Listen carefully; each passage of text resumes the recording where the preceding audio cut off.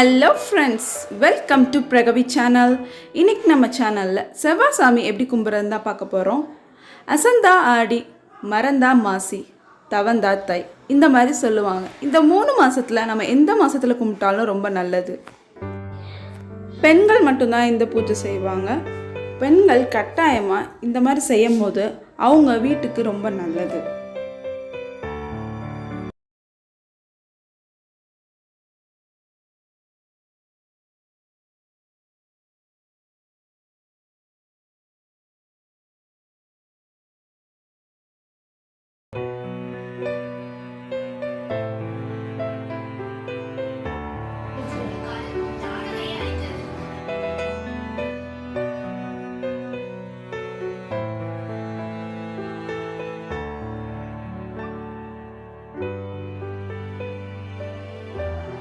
நம்ம விளக்கெலாம் பொருதி சாமிலாம் கும்பிட்டதுக்கப்புறம் நம்ம இப்போ மாவு பிணைஞ்சு செவ்வாய் கொழுக்கட்டை செய்ய ஆரம்பிப்போம்.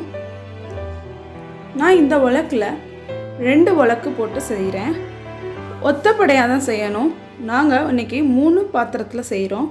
நீங்கள் 5ஆவும் செய்யலாம், 7, 9 அந்த மாதிரி எப்படி வேணாலும் செஞ்சுக்கலாம். இந்த மாதிரி மாவு நல்லா பதமாக பிணைஞ்சிக்கோங்க. கதைக்கு ஏற்ற மாதிரி அதில் என்னென்ன வருமோ அது எல்லாமே நம்ம இந்த மாதிரி செஞ்சுக்குவோம். செஞ்சதுக்கப்புறம் ஒரு பாத்திரத்தில் தண்ணி ஊற்றி, தண்ணி நல்லா கொதிச்சதுக்கப்புறம் நம்ம செஞ்சு வச்சுருக்கோம் செவ்வாய் சாமி கொழுக்கட்டையை உள்ளே போட்டு இந்த மாதிரி வேக வச்சு எடுத்துருவோம். கடைசியாக நம்ம விளக்கில் எண்ணெய் ஊற்றி திரி வச்சு சாமி கும்பிடுவோம்.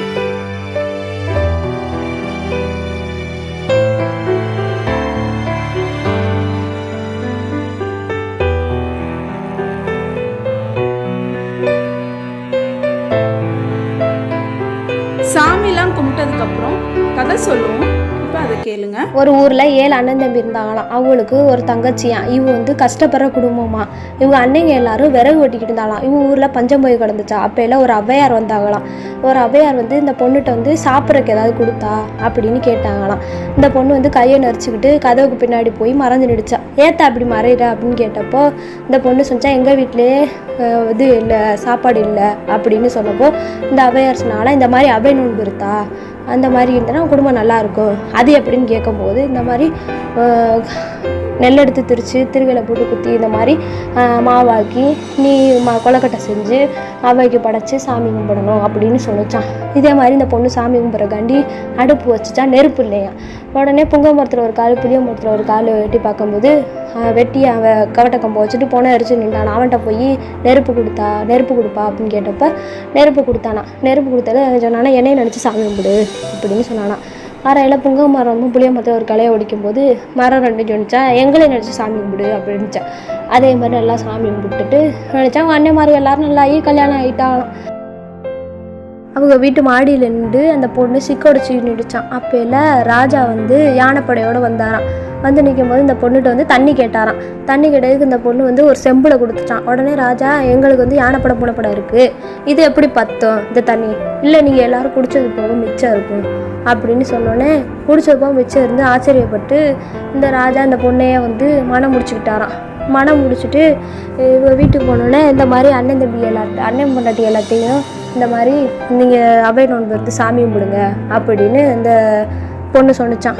உடனே அவளை அதே மாதிரி நெல் எடுத்து குத்தி திருவிழை எரிச்சு சாமி கும்பிட்டாங்களாம். சாமி கும்பிட்ட உப்புல கொழுக்கட்டை சீனி கொழுக்கட்டை நல்லா இல்லைன்னு வண்ணா ஆட்சியை விளைஞ்சு விழுச்சான். விளைஞ்சினோடனே இந்த மாதிரி இப்படி கும்பிடணும் அப்படின்னு சொல்லிட்டு அந்த தங்கச்சி வந்து அன்னைங்களுக்கு அடி சாமி கும்பிடுச்சான். மறுபடியும் அவங்க வீட்டில் செல்வ செழிப்போடு எல்லாரும் நல்லா வந்தாங்களாம். இதே மாதிரி நம்மளும் வந்து அவை நோன்பு இருந்து சாமி கும்பிட்டோம்னா நம்ம வீட்டிலே செல்வ செழிப்போட எல்லா வளமும் எல்லாருக்கும் கிடைக்கும்.